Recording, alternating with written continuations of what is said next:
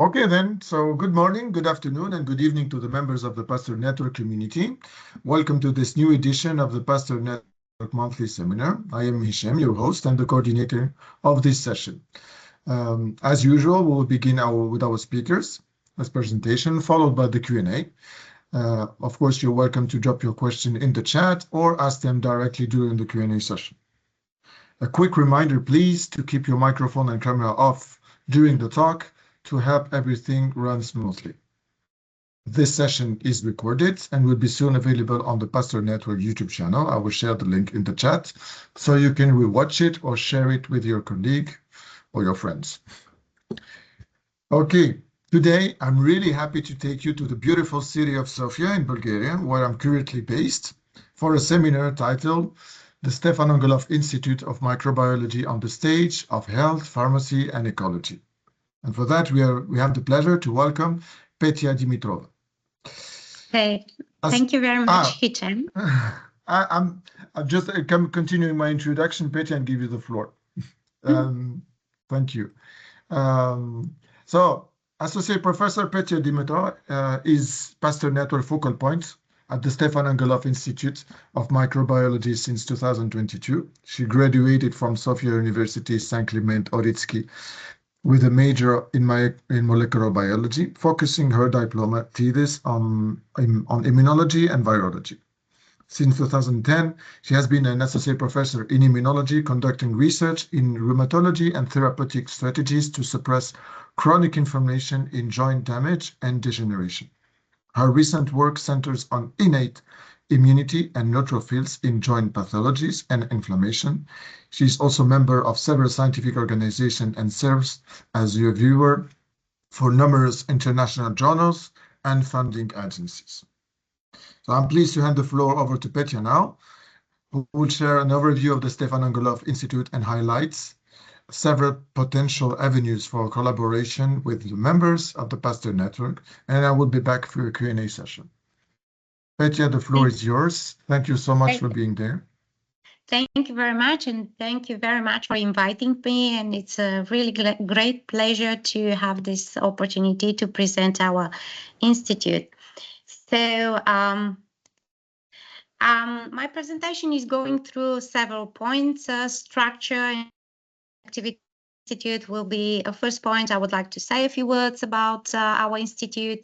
I'm going to show you national priorities for health, and I would like to show also some topics of the research activities that are recent and interesting, and of course some opportunities for collaboration within the network.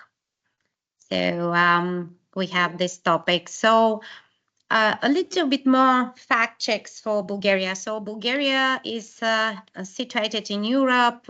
We have a border with Black Sea on east, on north with Romania, then on west with Serbia and Montenegro and Macedonia, and on south with Greece and European part of Turkey. And since 2025 January, we are entering, and we entered the Schengen area, so we have free movement from Greece through Bulgaria and Romania.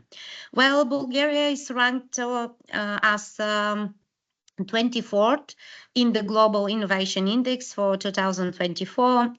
And the main innovation and the highest score being in education, the lowest in value-added manufacturing, and the research and development is funded by 0.75% of the GDP. And we also have one good trend to have high level of female participation in science and engineering. So the Stephan Angeloff Institute is situated, as Hichem said, in Sofia. It's a part of the Bulgarian Academy of Sciences, and we are a member of the Pasteur Network since 2004. And now we are part from the Mediterranean region strategy of the network. So the ranking of the institute at the national level is 8, as you see. So we have quite good position as research institute. And we have total of 151 employees. We have a governing body of 4 people, our director with 3 vice directors, administrative body with human resources, accounting service, public relation, IT maintenance, and we have some service units that are cell culturing, fermentation, animal facility, technical service units, and we have different departments and laboratory center Pasteur. So totally we have a scientific staff of 81 persons. And we have now one very nice addition.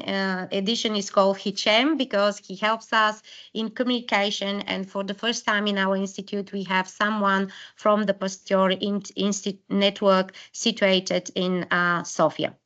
So different departments have different labs. General microbiology department has 5 different laboratories. Immunology has 4 different laboratories. Virology has 4 different laboratories related with influenza and enteroviruses and other oncolytic viruses. Mycology has 2 departments, and infectious microbiology has a department for virulence, for microbial biology of mycobacteria, cytotoxicity and oncology, and we have biotechnology department with, again, 4 different laboratories. So our research activities is actually controlled by different institutions, and we mainly are under the umbrella of Bulgarian Academy of Sciences that gets the money directly from the budget approved by the Bulgarian parliament, and also the activity of Bulgarian Academy of Sciences is controlled by the Ministry of Education and Science, controlling also us as institution. We also have national accreditation agencies that is also having control over our activity, and we have scientific council within the Institute of Researchers controlling the activities in the department, and in international scientific council helping us in certain decisions related with research activity.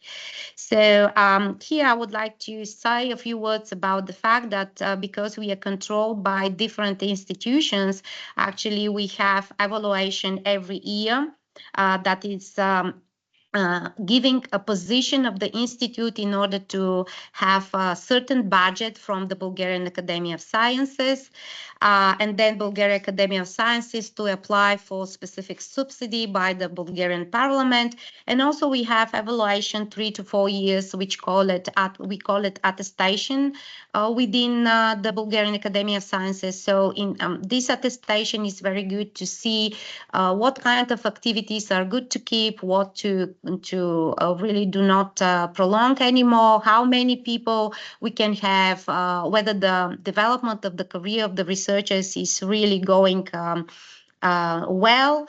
So every 5 years also we have evaluation that is related with the accreditation to train PhD students. So we have to prove that we have expertise to train students in 4 different specialty: biotechnology, microbiology, virology, and immunology. So we are quite every time the scientist in our institute has to fill in forms for evaluation.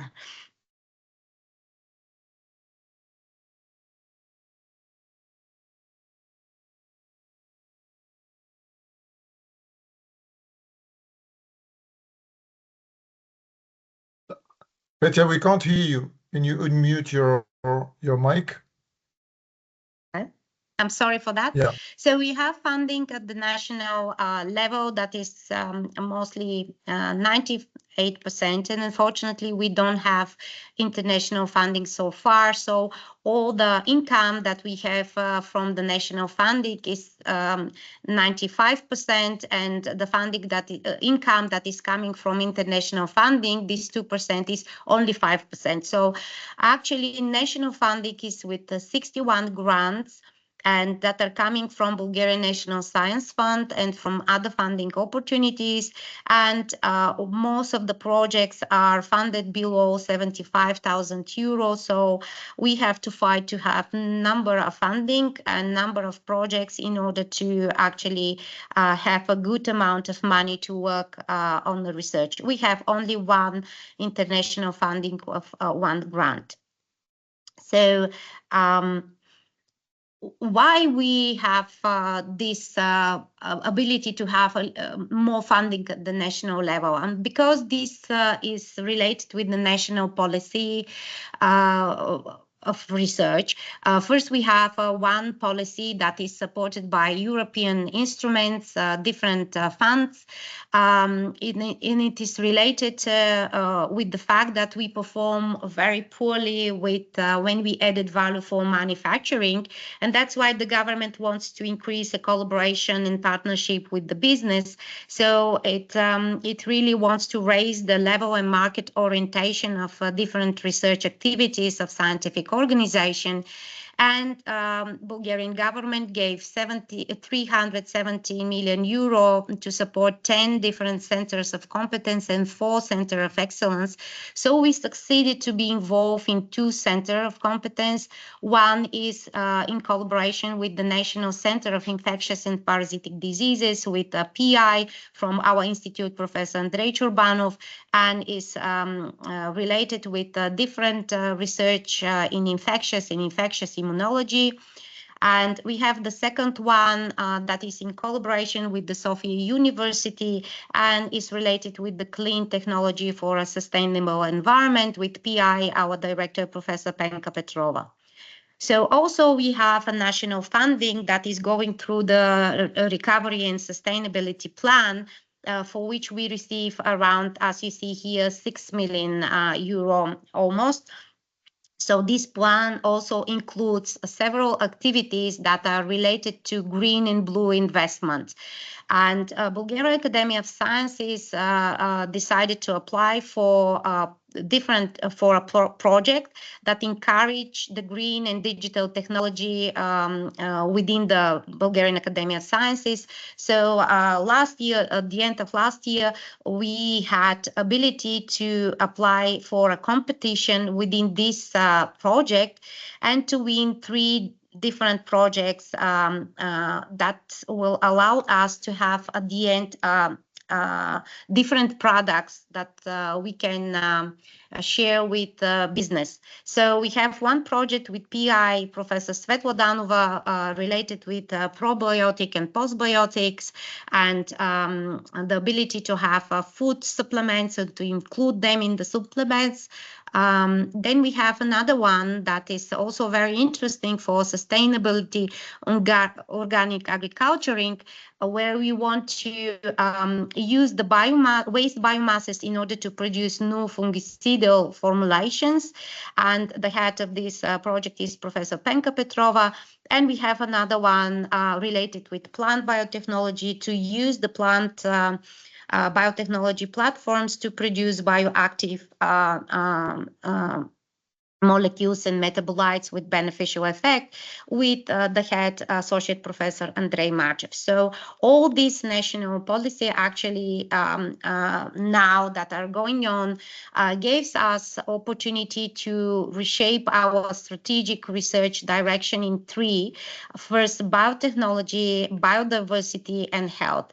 And we also adjust all these different directions with different priorities we have at the national and European level, and also the strategic plan of Bulgarian Academy of Sciences, and of course Pasteur Network strategy based on the 4 pillars we have.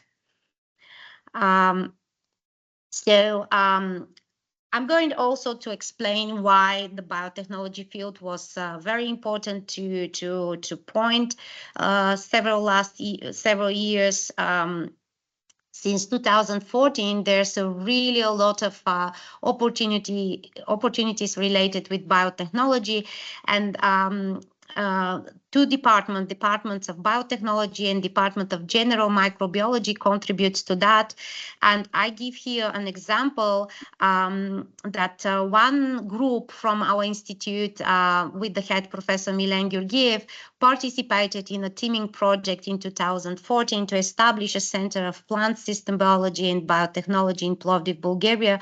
So because of this center of excellence, now we have a very nice new building in Plovdiv, and we also have a very good facility to study plant biotechnology, to perform biotechnology studies. And also this shows that when you do investment in a certain area, you can get also good results, of course. The interest in biotechnology also push a lot of scientists from our institute to collaborate with China, and because we have two running projects that are also in 2000 funded, also we have one funded in 2025. We did an agreement for academic collaboration between our institute and Nanjing University of Science and Technology, China. So this needs to find solution for circular economy is actually something that drives also our interest to develop biotechnology field. We also would like to develop biodiversity field. That's actually is the field where Department of Mycology, Lab of Extremophilic Bacteria, Lab of Eukaryotic Cell Biology can contribute a lot, because they study the biodiversity of microorganisms in different extreme habitats with high, low temperature, and polluted regions with heavy metals or increased salinity. And we have also one unique person going to Bulgarian expedition in Antarctic. So we have a unique strains of yeasts coming from Antarctic, and a group that is studying diversity of yeast in insects. So all these biodiversity studies are very good, and we encourage them because there is a specific biodiversity strategies of the European Commission till 2030, and we think that this is important also at the national level, and to find out what is the link between the climate and biodiversity. The last strategic path is health, and there's different departments contributing to develop the research in this field. Department of Biotechnology, Immunology, Virology, Infectious Microbiology, and the Department of General Microbiology as well. So we adjust all the activities we have within different priorities. I already mentioned it, and national levels, and also of the Pasteur Institute. We have to know that our national priorities are adjusted not only to European Union priorities in health, but also to WHO priorities. And in June last year, we had a specific collaborative agreement between WHO and Bulgaria on the several areas to focus, including preparedness for health emergency and reduction of risk factors for non-communicable diseases. Concerning the national strategy of health, we have 5 different strategies, and one of them is National Health Strategy 2030. But in these national strategies, we have 3 strategic objectives. I'm not going to read them, but what is coming out from this strategic objective is 3 strategic priorities, which are important: building a healthier nation, then creating a health system oriented towards people's need, and to implement some strategies to impact the specific public health problems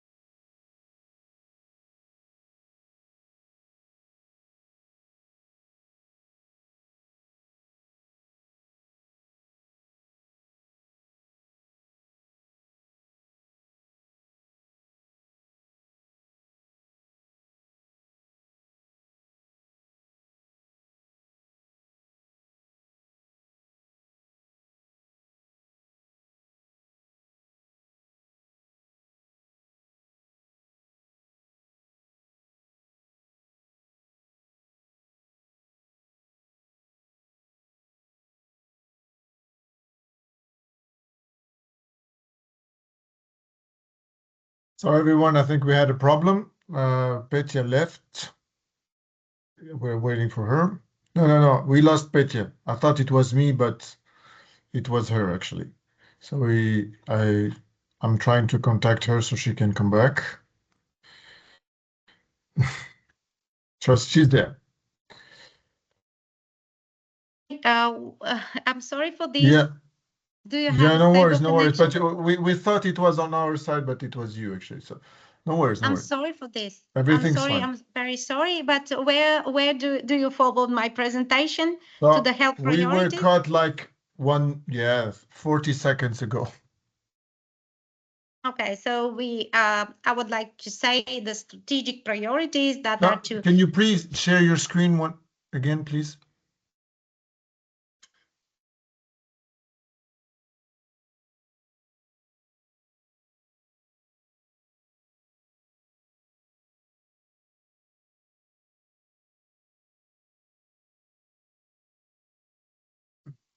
Is it now okay? Yeah, you have to put it on presentation mode. Yeah, perfect.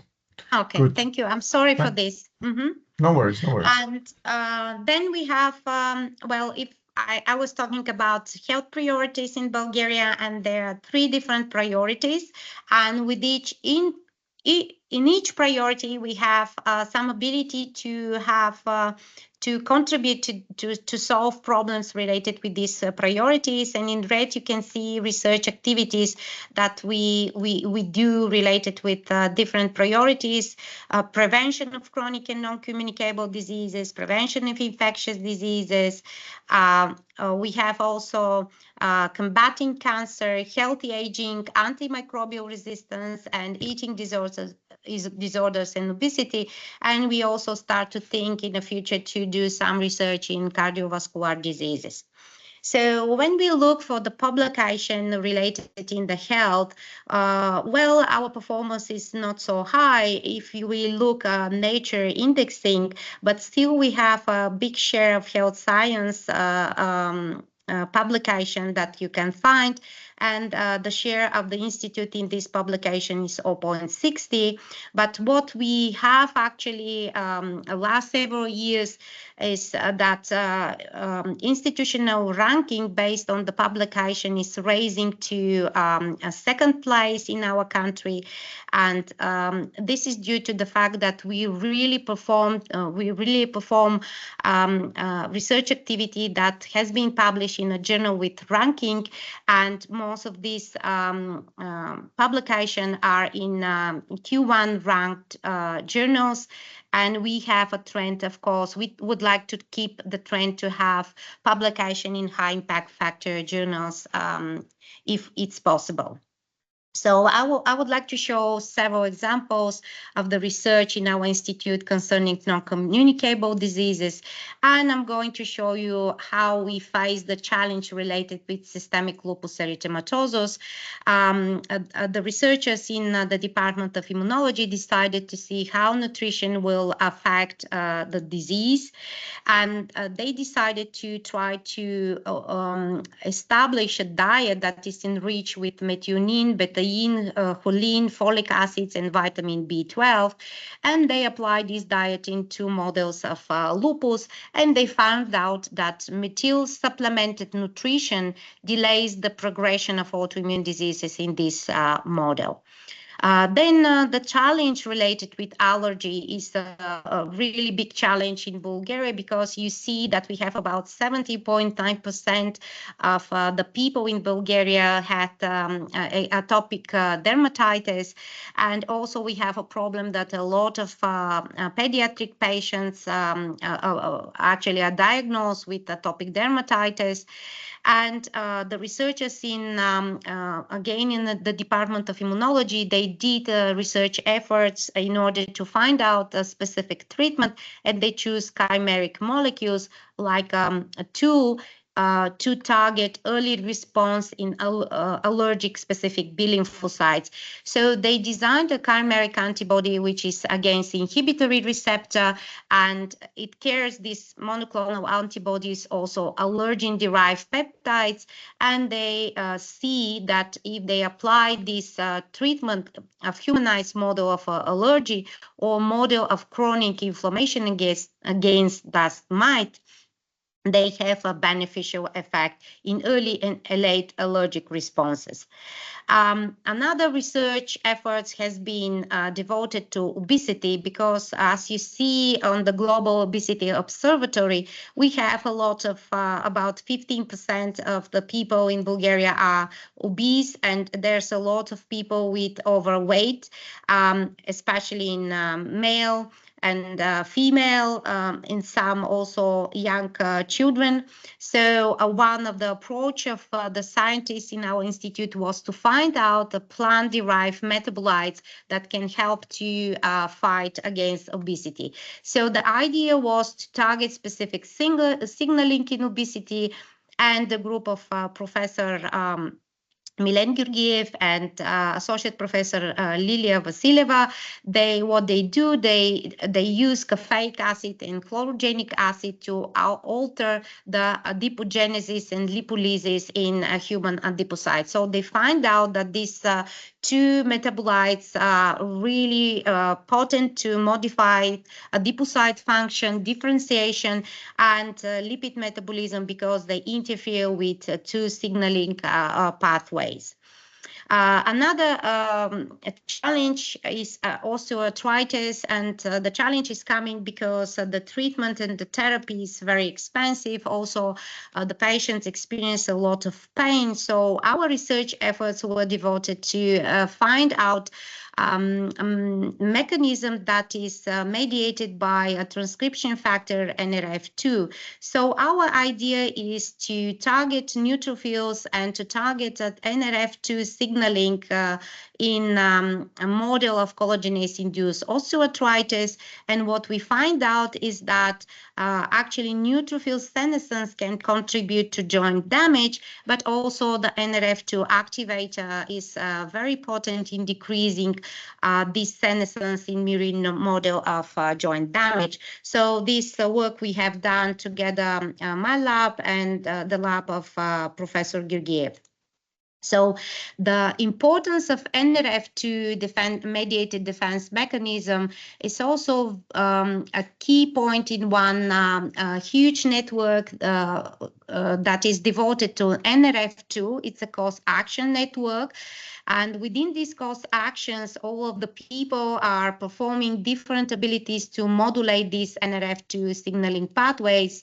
And I would like to show that, for example, the group of Professor Georgiev used very elegantly a model of C. elegans to study NRF pathway as a tool to find new treatment in non-communicable diseases. So the recent publication related with infectious diseases are related with COVID-19 and vaccine, with some human and bovine coronaviruses and herpes viruses. So we want to establish a vaccine prototype for COVID-19, and also we would like to establish a specific drug delivery system that can enhance the antiviral activity of some antiviral drugs. And we have also specific antiviral agents that we develop. So in the first case with the vaccine prototype, the idea of the people from the immunology department was to use a prototype that activates cellular immunity and activates helper and cytotoxic cells. So what they did, they tried to find out different, and they tried to generate different synthetic T-cell peptide epitopes against various human coronaviruses proteins. And they injected these different peptides in a humanized model, transgenic model.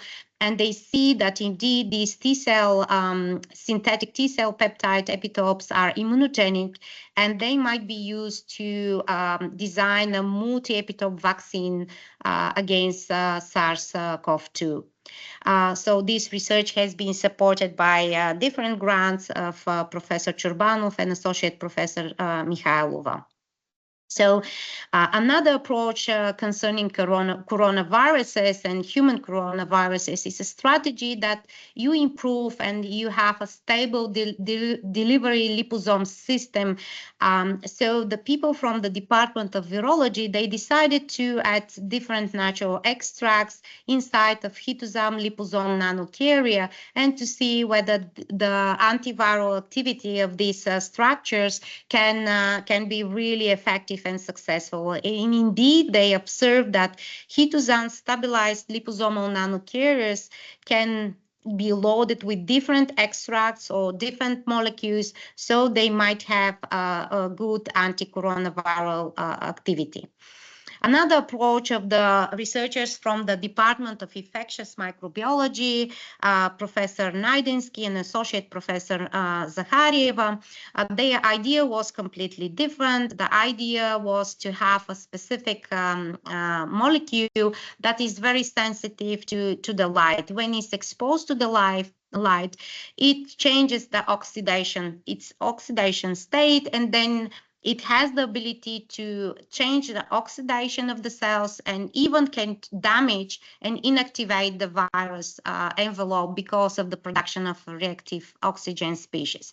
So they use this approach and they find out that this photodynamic therapy is actually very efficient to inactivate bovine coronaviruses. Actually, they do that in collaboration with some Greek colleagues from the Institute Pasteur Athens. Some groups from the Institute our institute study the efficiency to inhibit herpes simplex virus 2. One of the reasons to focus on herpes virus infectious in Bulgaria because we have a very high prevalence of herpes simplex viruses in Bulgaria in comparison to other countries, and they choose the ability to change the viral replication with different metabolites that they derive from lactic acid bacteria, and they found that the probiotics are really successful to prevent and inhibit herpes virus reproduction. So concerning the cancer, some of our research pointed on melanoma and skin cancer, and researchers from the Department of Immunology, they find out that the hemocyanins can have a strong anti-tumor activity and might be very good as adjuvant in cancer vaccines. And also we have a group of the Department of Infectious Microbiology that has developing a specific delivery system for doxorubicin in order to increase the efficiency to kill skin cancer cells. And indeed, their system was very effective, and they have a stable drug-loaded nanogel system that is really have a good impact also on anti-neoplastic activity of skin cancer cells. Concerning antimicrobial resistance, here we have one group that is very active in finding solution to target biofilm formation. And this group is from the Department of General Microbiology, the group of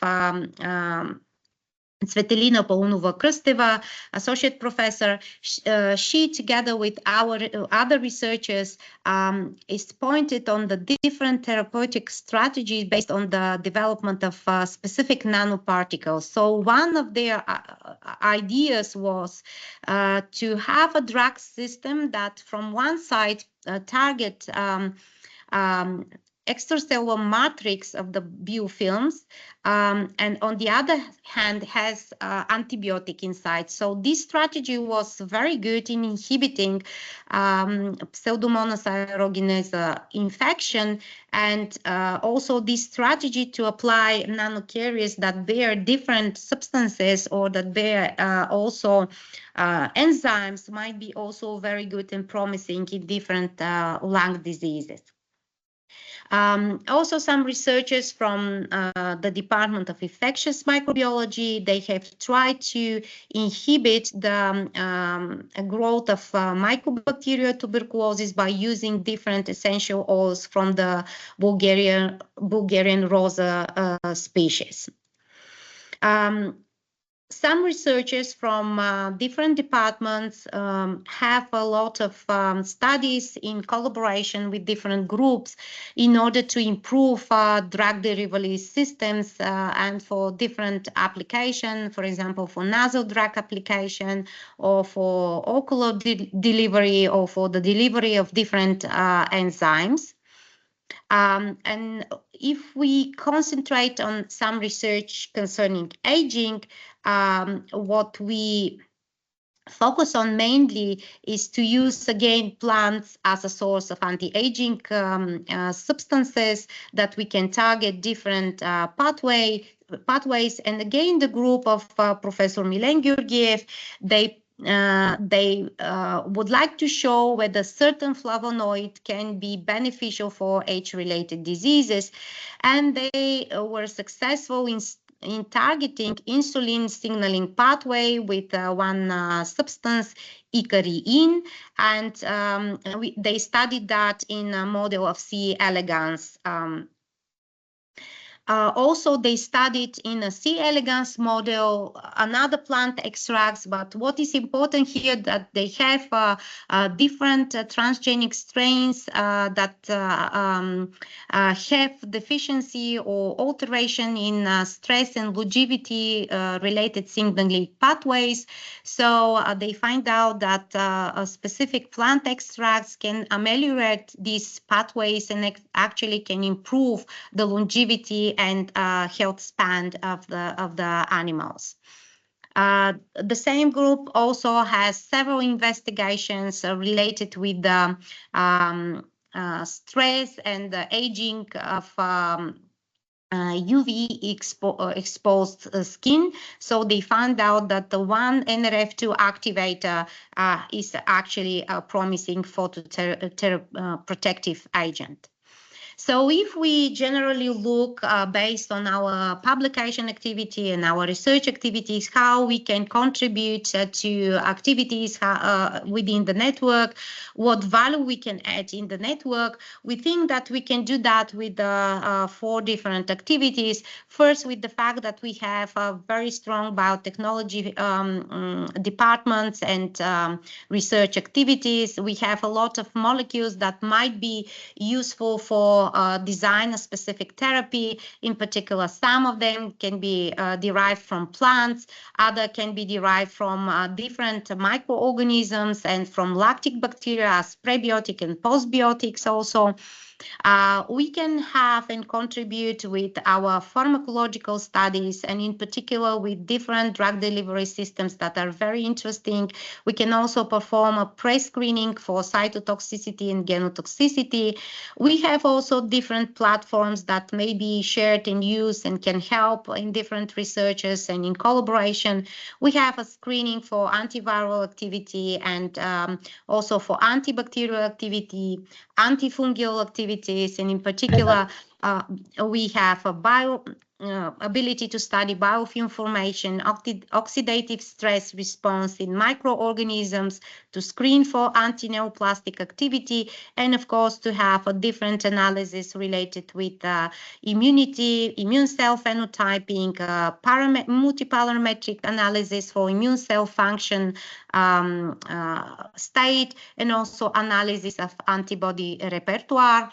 And we have model systems. As I showed you, we have a model system of C. elegans, We have in vivo animal models of acute and chronic inflammation, tumor models, autoimmune diseases, degenerative diseases, and really very good humanized animal models.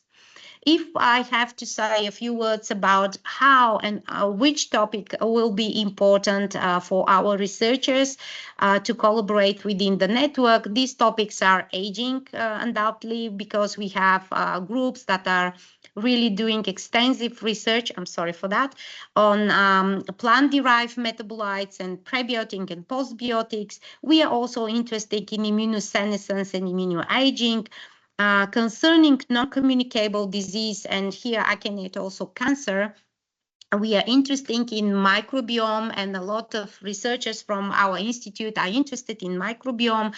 For example, how microbiome can affect autoimmune diseases, how the microbiome can shape epigenetically the autoimmune diseases. We are interested also in gut-brain axis and the role of microbiome in different neurological diseases. Of course, we are interested in new drugs for obesity and psoriasis, and also to study immune senescence in different diseases, including allergy, cardiovascular diseases. So all these topics are of great interest, and we are ready to collaborate with network on these topics. Concerning infectious diseases, of course, we are very much interested in having several different new viral strains in our work.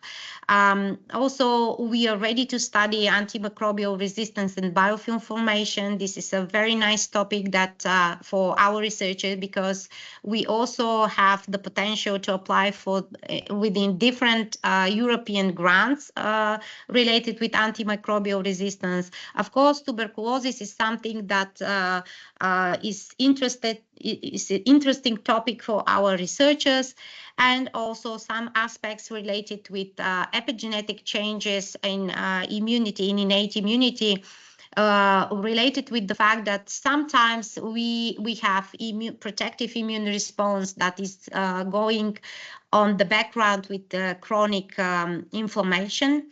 So for us, we'll be also interested in doing different systemic immunology research concerning different subtypes of patients that have acute inflammatory responses.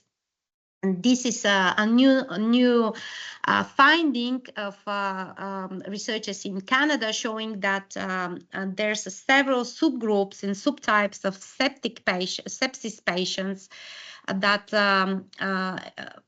can put the need to have a specific therapy in such different subgroup of septic patients, especially if you have a new virus and new pandemic. You have to know how to treat exactly the different group of patients having sepsis. So we also are ready to collaborate in the field of diagnostic, because we have opportunity to determine antibody repertoire, and now also we have an idea to map together antibody repertoire with B cell receptor repertoire. So we think that this might be very interesting when we have a diagnosis of different diseases, infectious diseases, and also non-communicable diseases.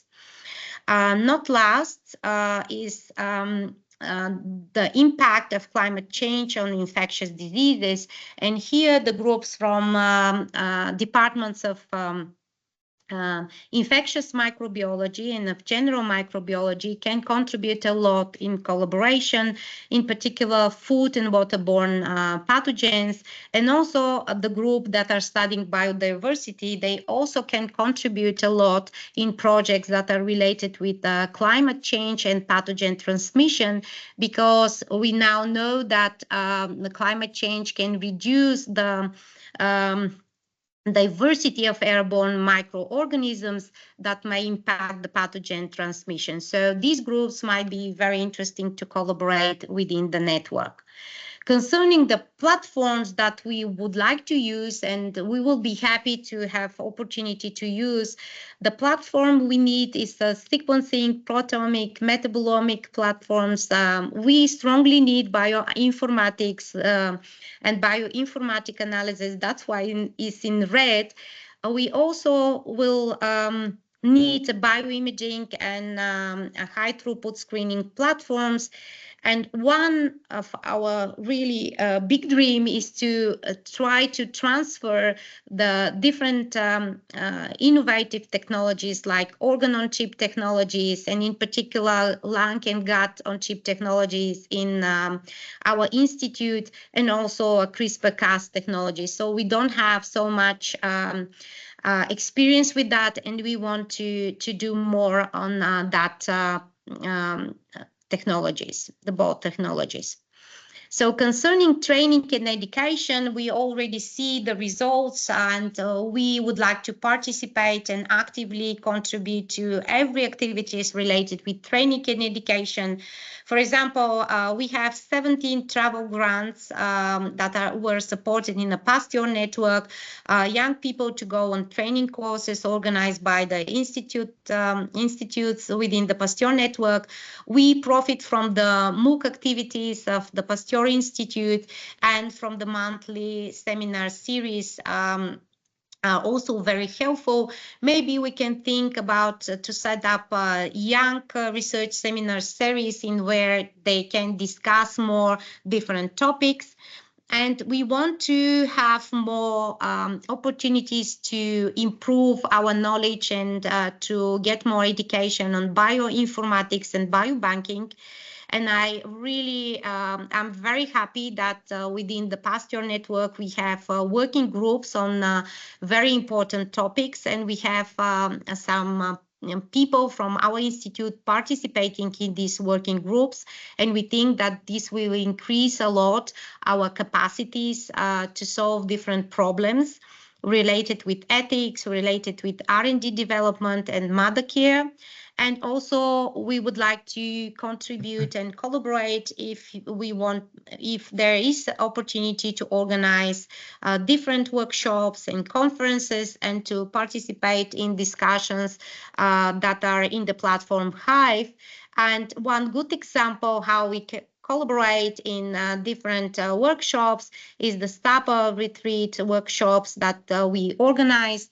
And here Ilan Manolov contributed a lot to organize this meeting together with other researchers in our institute, and there were more than 40 participants from 10 different nationalities. And really this small conference, let's say, in comparison to others, change absolutely the dynamic of communication between the young researchers. So this is a very good example how we can complement and how we can collaborate within the network. So what we can do as joint projects, for example, or as projects, we Petya, have... just a second, please. Yeah. Can you hear me? Yeah. Yes. If you can talk just 2-3 minutes, because I would like to have the Q&A session. We're almost done. Yes, absolutely. This is the final slide. So here I would like to mention that there will be a new wider plan that we can have opportunity to collaborate in teaming and twinning. We have also cost actions that to establish networking and ERANET interactions and projects that can support networking on specific topics. And we have Erasmus Plus project mobility programs. And of course, you can see a lot more on our website, on the website of the Pasteur Network, and on the Hive platform. Thank you very much.